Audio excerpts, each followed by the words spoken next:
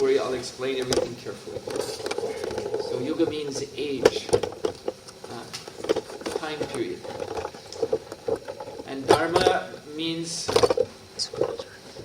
something like religion, the path of righteousness, the path that is given by the Vedic scriptures. Now, according to the Vedas, there are different ages. And the age in which we live now is called Kali Yuga, the age of Kali or quarrel. Very much concerned with material existence, with how to live in this body as best as they can, enjoy life as best as they can. It's also known as the Iron Age. It's most important, iron and steel, because this is an industrial age. It's a very passionate age. People working very hard to make what they consider to be progress, science and technology and economics and politics and so on and so forth. So again, the nature of this age is one of quarrel, disagreement, warfare, violence. And so, because of the nature of this time,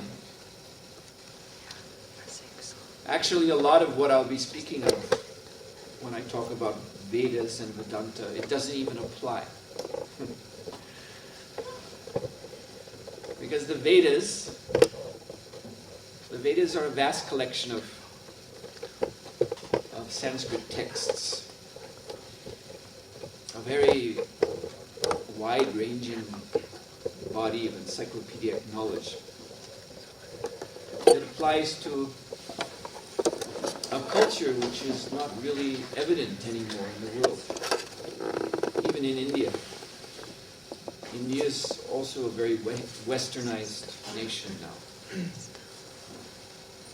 There is a remnant of Vedic culture there, in the form of a religion called Hinduism. But that is also far removed from the original Vedic Dharma, again to use this word. Vedic Dharma was an entire social system.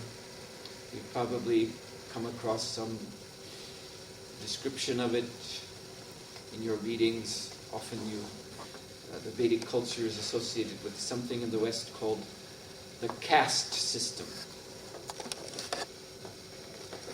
And in the West, they generally have not a very positive outlook towards the caste system. In fact, if we look at the Vedic scriptures, the real social system, Varna Ashram Dharma, as it is stated in Bhagavad Gita, it is based on guna karma, not jati. Jati means birth. Guna karma means quality of work. So yeah, when you go to India now, you see people who are, say, in the Brahmin caste, simply because they were born in a Brahmin family. But according actually to the original Vedic scriptures, they wouldn't be considered Brahmins unless they have that quality of activity, quality of work. And that is determined by one's individual nature, not by one's birth in a particular family. So that is one misconception about Vedic culture, this caste system. That you're born into something, and that's your position by birth. That's wrong. That actually has a different name, Jati Vyavastha, a system by birth. But Varna Ashram Dharma, the actual Vedic system, you can say a system by worth, not by birth. Worth, your worth as in accordance with what you do, what you like to do, what you have ability to do. But in any case, that social system is a memory now. It doesn't exist. There are no more kings in this world anywhere, hardly, that have any real power. Not in India. It used to be up until about 1947. There were some kings in different states of India, but they all lost their power when India gained independence from the British. So you see, the Vedas are describing this, what we might say, archaic or old-fashioned or medieval or whatever you want to say, type of social system. And giving a meaning to it, a spiritual meaning, a spiritual goal for the whole thing. The principle of that social system is yajna, or sacrifice. The word sacrifice comes from, in English language, comes from Latin sacrum facere, to make sacred. So in the same way, the idea is that by yajna, by many different types of sacrificial activities done within the social system, humanity can make his life, transform his life. A human being can transform his or her life from materialism to spiritualism. But this is also not being practiced today. Neither in India very much, and certainly not very much outside of India. So therefore, as I said, I'm come here to tell you about the Vedas and Vedanta, but much of this subject matter belongs to the past. But there is a Yuga Dharma, there is a Dharma for this age. The Vedas do give a spiritual practice for this age. And this is just what I showed you, this kirtan. There's an Upanishad, Kali Santra Upanishad, where the Hare Krishna Mahamantra is given. And it is stated there, Tamovacha Nasya Vidhirati Sarvara Suchira Sucheva Patan Brahmana Salokatam. This is Sanskrit. So it's stated there that it doesn't matter if you're a member of the Vedic culture, if you're following the Vidhi, means the rules and regulations given in the Vedic scriptures. That doesn't matter now. It doesn't matter if you're Suchi or Asuchi. These are Sanskrit words in opposition. Suchi means pure, as per the Vedic idea, like a Brahmin, a pure Brahmin. But this Upanishad says you may be Suchi, pure, as a Brahmin is supposed to be, or Asuchi, impure. That doesn't matter. Still, there is a path, Patan Brahmana, a spiritual path open to everyone. And that is by this mantra meditation, mantra yoga. And so this movement that I'm representing, the International Society for Krishna Consciousness, it was founded in 1966 by this sadhu, this saintly person, my spiritual master, Srila Prabhupada. He came from India to the West, first to New York City, and he also came to Amsterdam in 1969. This is his first visit here. He was on television here in Amsterdam. And many other, of course, London and Paris, many other places. So he started a worldwide mission to introduce this planet to this Yuga Dharma, this Vedic Dharma for this age, which makes very little requirement on people. It just asks everyone to chant the mantra, the name of God. And you don't even, it doesn't have to even be the Hare Krishna mantra, although that is the one that's recommended. If you have your own name of God, chant that, that's fine. But the thing is, as I said, that there is a special power within spiritual vibration. And this is to be experienced. As I said, I can talk to you about it and you can believe me or not believe me. And that's fine with me. It really doesn't matter if you believe me or not. It's like this, from my point of view. Here we have this container of water. Now, if I were a chemist, a scientist, I could tell you this water, which is liquid and quite heavy, is quite a heavy thing, is actually composed of two gases. 2 parts hydrogen and 1 part oxygen. Therefore, the chemical symbol for water is H2O. Now, you can believe that or not, because it is definitely something that I can't demonstrate to you the truth of that right now. I can't prove to you that 2 gases have combined to produce this rather heavy liquid here. But there is, of course, a test that can be performed in a laboratory. I believe they run an electric current through the water and turns to gas, and they can measure, show you on a spectroscope or something, just what the gases are. Here's hydrogen, here's oxygen, and there's twice as much hydrogen as oxygen. So that's a type of proof. But then you have to be willing to accept the scientific method for proving this. If you're not willing, if you think of that's just a bunch of technical mumbo jumbo, how can I know if it's actually has any meaning? Yeah, then you can be skeptical. That's all right. But still, within the realm of chemistry, they have the things that they do to show what water is made out of. So similarly, in the realm of this practice that we do, there's a proof in the laboratory of one's own consciousness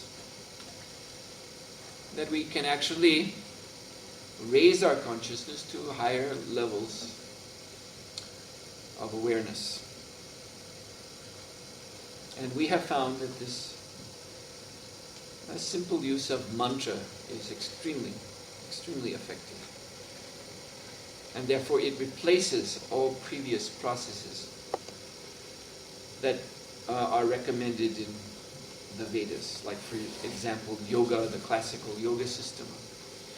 Now there are yoga schools that tell you, yes, keep slim, keep healthy, do yoga. But that's not the point of yoga actually. The word yoga is like the English word yoke. You have a similar word in Dutch to connect, to bind, to link up. Like the word religion in its original sense, religio.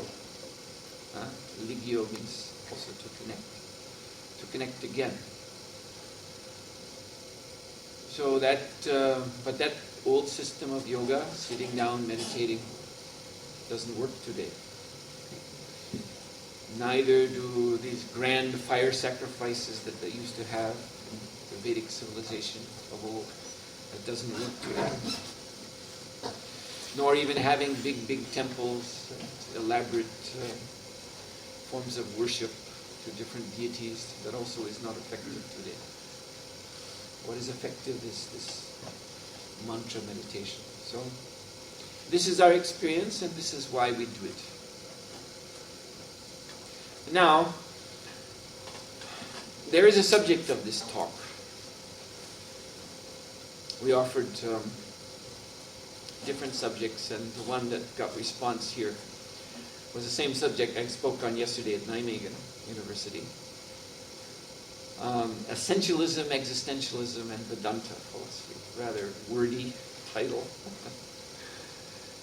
And since we have another speaker, then I'm going to have to compress. I spoke on this yesterday, as I said at Nijmegen, for about an hour and a half, but I'm going to compress my thoughts on this subject. Make it short. So I don't claim to be an expert in Western philosophy. So what I'm just going to give you is a kind of overview of these two terms, essentialism and existentialism, and then use that as a platform for speaking about Vedanta. So as I've understood, it is sometimes said that in Western philosophy there are two camps. And whether this is completely accurate or not, I don't know, but this I've come across in my reading and also my discussion with people who are authorities in the field of Western philosophy. So one camp is the essentialist camp, which attempts to find a definition for the way things are, or being. What is the essence of being? Now, just like we have this word, quintessence. It's an interesting word. And this word is used to indicate something, beyond, something very sublime, something spiritual, the soul perhaps, or some very exalted state of awareness, quintessence. Now, the word literally means the fifth essence. The fifth essence. So the word quintessence then suggests that there are four essences before this one. And so this goes back to, in the Western world, back at least to the ancient Greeks, as far as I know, where they spoke of four essences of matter: earth, water, fire, and air. And then you have this quintessence. Platonic philosophy postulates a realm of ideas, an ideal realm beyond the material realm. And that's the quintessence, the fifth essence. So, in the Vedas, in Vedanta, there is a similar approach, where we have this material energy divided up into broad categories, not very specific elements like they do in modern science. Uranium or hydrogen or oxygen. But you have a general earthy element, which is called bhumi in Sanskrit. Not only the soil of the earth, but bricks, anything that's hard and solid would be classified as bhumi. And then you have apa, liquid. Anything that's liquid falls in that category. And then gaseous, vayu. And then fiery, anala. And then beyond that, the fifth is called akash, which means ether. So this is coming into a subtle realm.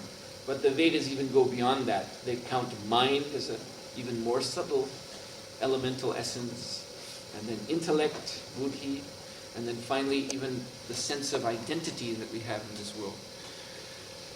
Because in this world, yes, we are another essence, spiritual essence, which is totally different from matter, but we identify with matter. And this is called ahamkara, and this is the most finest type of material phenomena.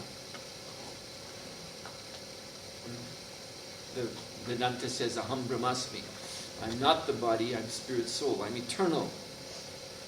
My actual essence, Atman, self, has no beginning and no end. It was not created at any moment in time, nor can it be destroyed in any moment in time, because it is above time altogether. But we are identifying with matter. We find our identity in this body, for example, in the mind. And so when we talk about ourselves with other people, we talk in terms of the body. Yes, I'm so many years old. Yes, I come from Holland, or I come from the USA, or I come from India. Yes, I live in such and such address, in such and such city. These are all material definitions. So the Vedanta has its essentialist aspect, defining what is being. Now, as I said, it's come to my understanding that there's a camp in opposition to this called the existentialism, which are more concerned about doing, finding the meaning through what you do. As far as I know, it is very often said that the first, at least modern existentialists, could say there may have been ancient ones, like in ancient Greece also, but in more modern times, Kierkegaard was a Christian existentialist, and there are also atheist existentialists like Jean-Paul Sartre. But Kierkegaard was very skeptical about the nature of the world, about the power of human thought and perception to actually know what this world really is. And so he spoke of the need of a leap of faith. You see, that we don't really know what our position is, but we have to make a leap of faith into the unknown. And about maybe a century after him, because Kierkegaard comes from Denmark, Copenhagen. So there's a famous Danish physicist, Niels Bohr, one of the fathers of quantum physics. And it is sometimes said that he was influenced by Kierkegaard because he also had a rather skeptical outlook towards the actual nature of this world.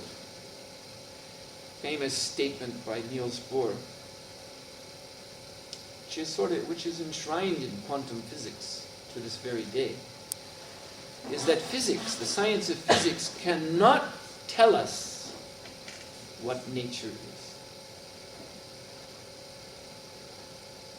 It can only give us something to say about nature.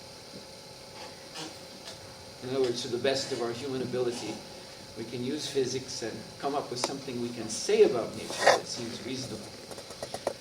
But it cannot actually bring us into direct knowledge of what nature is. So that is a skeptical attitude towards the essentialist position, that you actually can know what nature is, what the building blocks or essences of nature is. So then the existentialists, they seek definition through doing, through action. But that is also there in Vedanta, because we have the philosophy of karma. In Vedanta, on the one side, it is said that we are all spirit. We're all soul, and therefore we're all the same. And it's not just human beings that are the same. It's not just human beings that are endowed with spirit, but all living creatures. Whether an ant, or a bacteria, or a dog, or a cat, or a cow, or a fish, or a rabbit, or whatever, bird, or even some entity that may be superhuman, living on some higher planet. All are the same, in essence, spirit. And yet, there are all these different positions, different levels of consciousness. We have our human consciousness, where we are aware of this room. As human beings, we'll be aware of this room.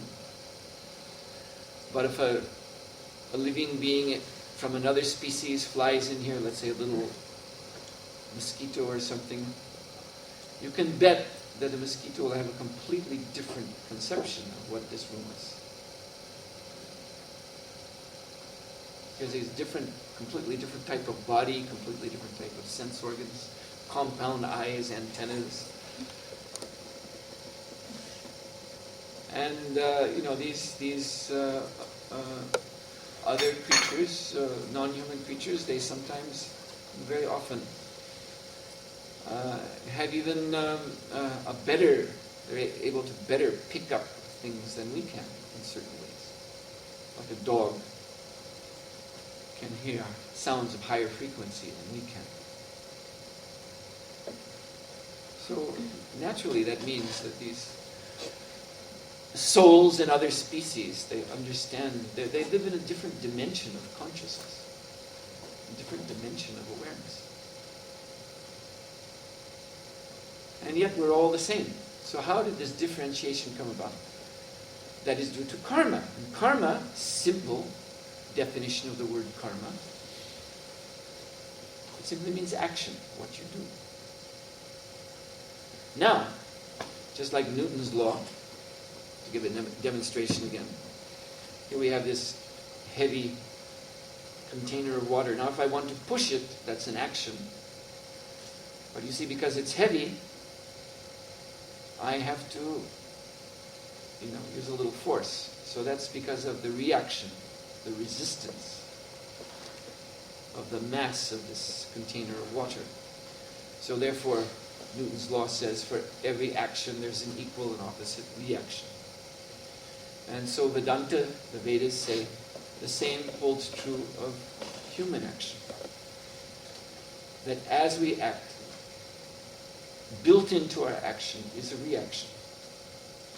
reaction that will follow us life after life after life after life after life. So therefore karma is not just what you are doing now at this moment, but karma is also the accumulation of the results of what you've done in the past.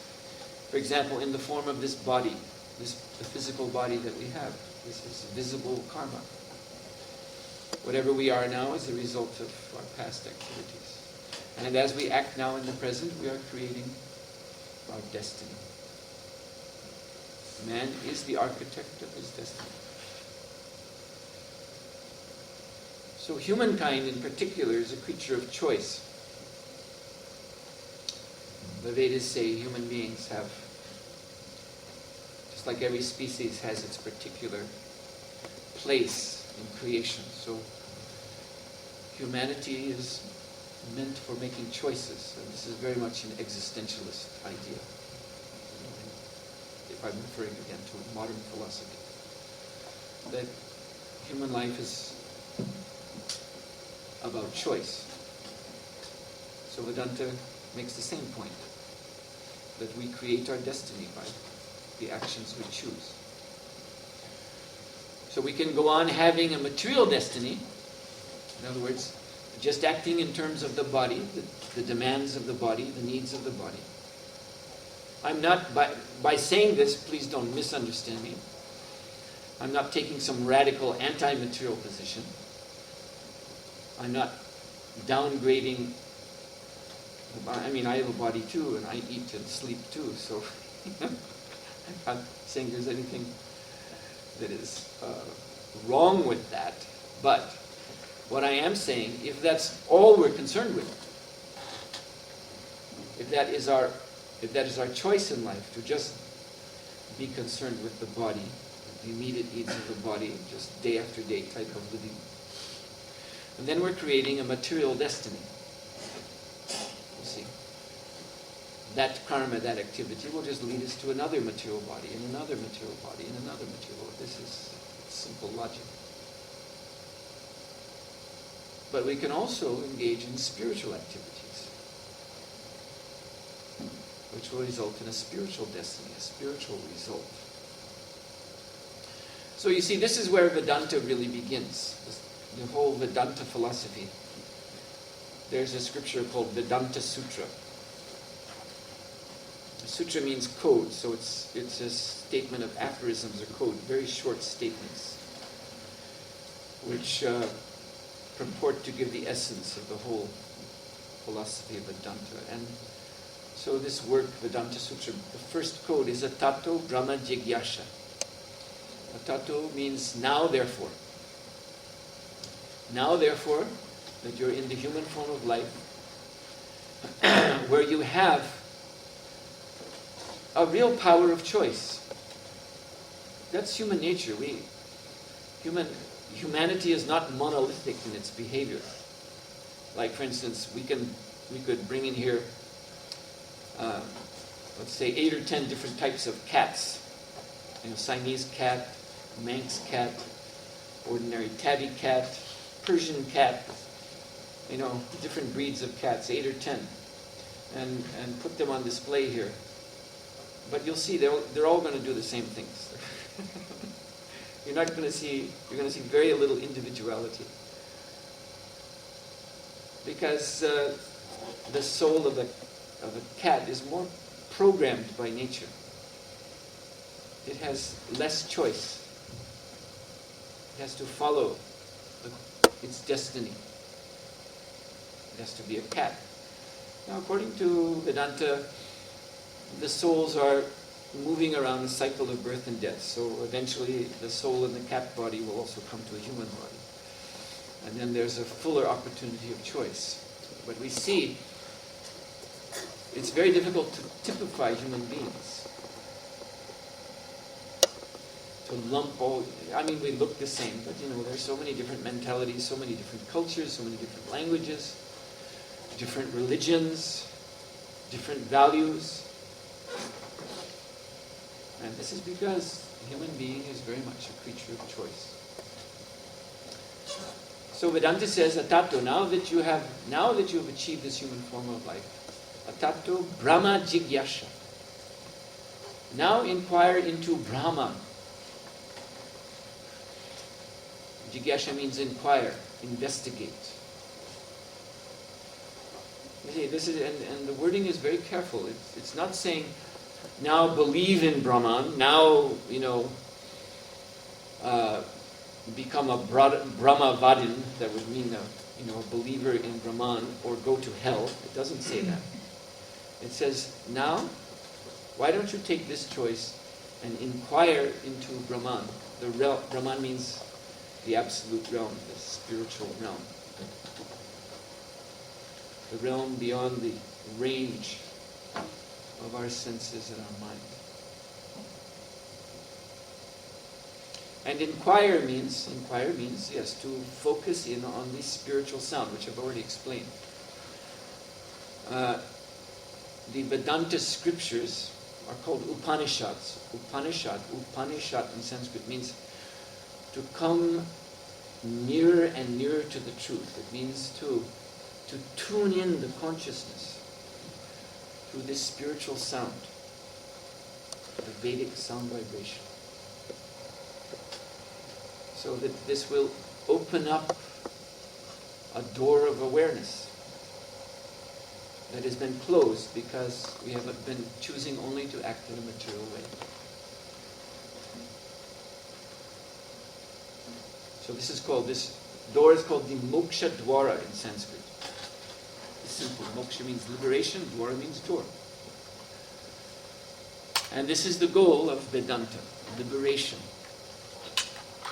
Liberation, not in the sense of, some liberation front captures the capital of some country and they're up on the rooftops with their AK-47s and their flags. And now you're free.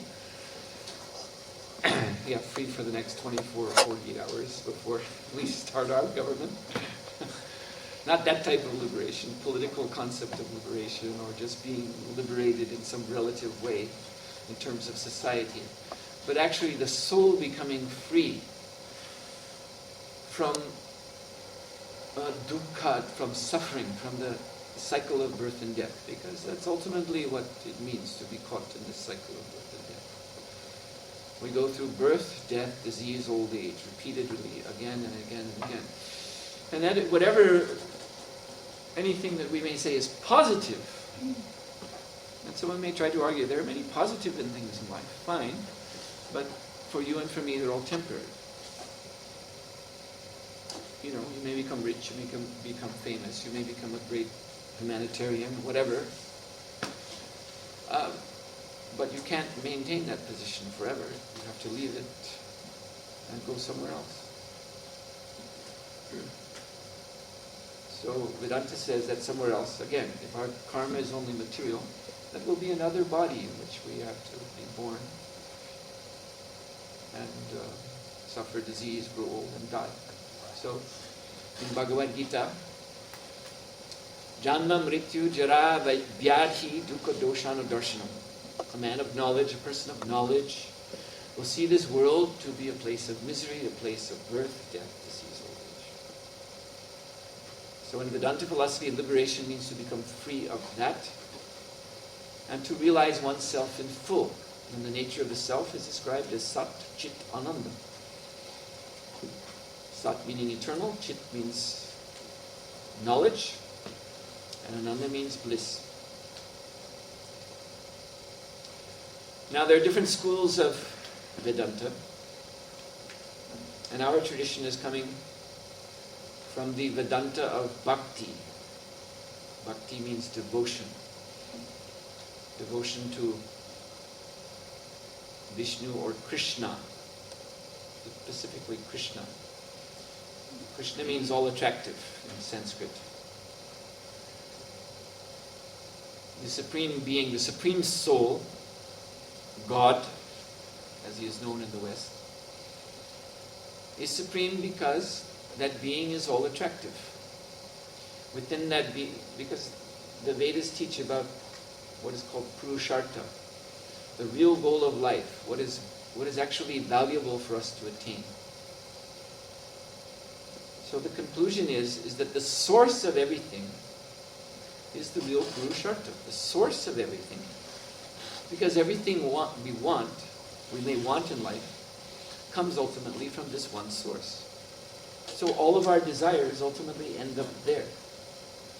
And that is the all-attractive one, Krishna.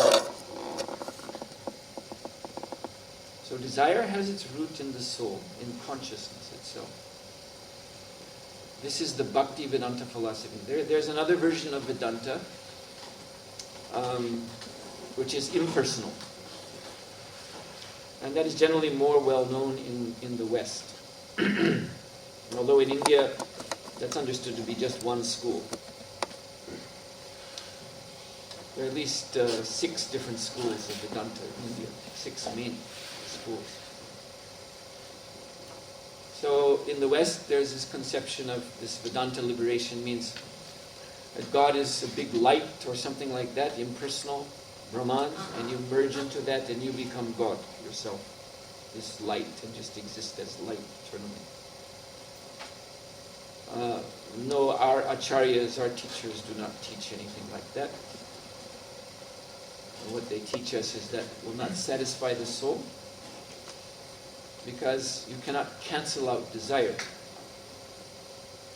Because desire has its origin within consciousness itself. Actually, in our spiritual essence, we are persons, spiritual persons. So, everything that's going on here in this world, people acting in different ways to satisfy different desires, is a kind of reflection of a perfection. And that perfection is the divine, personal, loving relationship between the liberated souls and the supreme original soul, the origin of everything, Krishna. And so it is in this relationship where Ananda, or spiritual bliss, is to be found. And in this relationship, spiritual bliss, it expands and expands and expands and expands without end. And so since that same Krishna, being absolute, is not different from the Hare Krishna mantra, therefore that relationship with Krishna begins through this sound vibration. That is why we find the chanting of the Hare Krishna mantra so blissful. That is why this mantra has been chanted in India. As I said, it's found originally in one of the Upanishads, these are scriptures that are traced back several thousand years. So, sadhus or saintly persons in India have been chanting the Hare Krishna mantra for thousands of years. Why is that? The hit parade on the radio songs become very popular. Everyone wants to hear it for a while, but then they get tired of it and want to hear something else. I can remember, I said this in Nijmegen, so I'll say it here. I can remember I was about 15 years old when the number one hit song for 6 weeks was "I Can't Get No Satisfaction" by the Rolling Stones. But of course, that's no longer number one. Maybe people still like the song, but it's, you're not going to hear it every day on the radio. But in India, people have been chanting the Hare Krishna mantra for thousands and thousands of years. Now, why is that? It's because there's something in this vibration that's different than just an ordinary song. There is a rasa. Rasa means a taste. And rasa also means relationship. Therein, in this sound, is the relationship with God, and that can be experienced. Now, of course, I can't make you experience by sitting here and talking. I admit that. And I can't make you believe in this by sitting here and talking. And that's not actually why I'm here. I'm just here to answer questions. If you have any questions about this, and we've brought some books, you can. Because the principle is jigyasha, inquire. Atattu brahma jignasha. That is the essence of Vedanta. Now you have this human form of life. You have this very nice human brain. And the human being is not settled in any particular groove, of destiny, like a cat or a dog, destined to chase mice as its ultimate goal of life, or to bury bones and wag its tail as the big thing. But human beings have the power of choice. So the Vedas are inviting us to investigate the realm of Brahma, the realm of spirit. And I'm saying that within that realm, by this process, this simple process meant for this age, I have found what Krishna calls in Bhagavad Gita, param drishtva, higher taste. And therefore I'm able to live the way I live. We live according to sattva. Sattva in Sanskrit means the mode of goodness. That's a saintly way of life. We don't eat meat, fish, or eggs. We're vegetarians, and even the food we eat is very specific. It has to be prepared in a certain way and offered to Krishna in a certain way. It's called prasadam. And we brought, you had some already. Prasadam.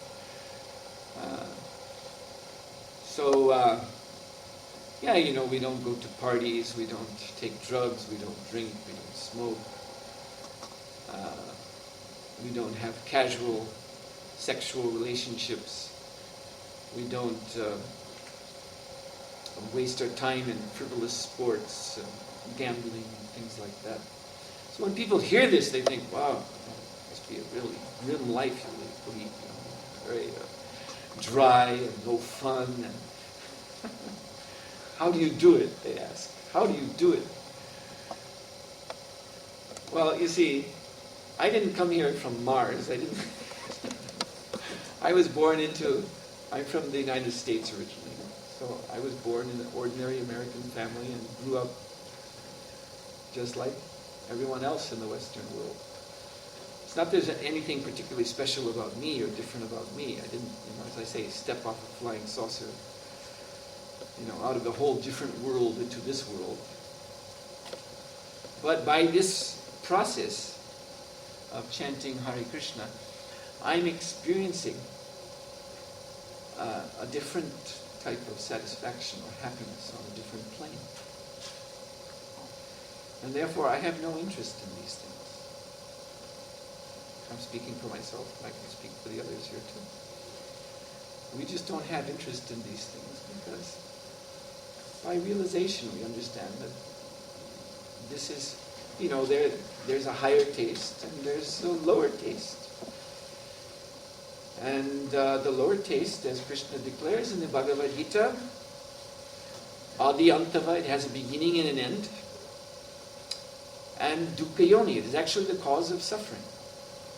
Because it is a cause of taking on another body, another body, another body, another body, another body in this world of birth and death. So therefore we just don't have any interest in these things. But that doesn't mean that I'm not happy. Of course, that's a very subjective thing.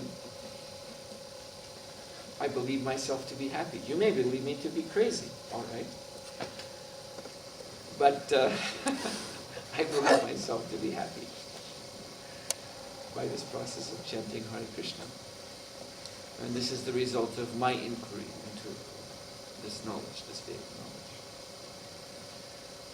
So I'm a sannyasi. That means I'm like a traveling. I travel different places and I give these kind of talks. And my only purpose is to, again, generate inquiry into the subject matter. Because that's the essence of Vedanta. Tato Brahma Jignasha. Now that you're in this human form of life, why not inquire into Brahman? Why not? What would be the reason not to do that? What would be the reason to, a priori, as they say, slam the door on that whole area of possibility? No. What would be the reason?